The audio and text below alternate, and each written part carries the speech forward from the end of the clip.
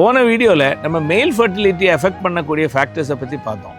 இந்த வீடியோவில் நம்ம விமென் ஃபர்டிலிட்டி அஃபெக்ட் பண்ணக்கூடிய விஷயங்களை பற்றி பேசுவோம். விமெனுடைய ஃபர்டிலிட்டியில் முக்கியமான விஷயங்கள் பார்த்தீங்கன்னா hormonal balance, menstrual regularity, proper ovulation, egg quality, இந்த விஷயங்கள் எல்லாம் டிபெண்ட் ஆகிடும். ஸோ சில விமனுக்கு டே டு டே லைஃப் ஸ்டைல்னாலே இந்த ஃபேக்டர்ஸ் எல்லாமே அஃபெக்டட் ஆகும். ஸோ இதில் முக்கியமாக பார்த்தா இந்த junk food, high carbs diet, lack of physical activity, இந்த மாதிரி உள்ள ஃபேக்டர்ஸ்னால வரக்கூடிய பாடி வெயிட் கெயின். இதில் என்ன ஆகுதுன்னு சொன்னால், இந்த மாதிரி உள்ள ஒரு டயட் அண்ட் லேக் ஆஃப் ஆக்டிவிட்டினால பாடியில் இன்சுலின் செக்ரேஷன் ஜாஸ்தி ஆகி ஹைப்பர் இன்சுலினீமியான்னு சொல்லுவோம்.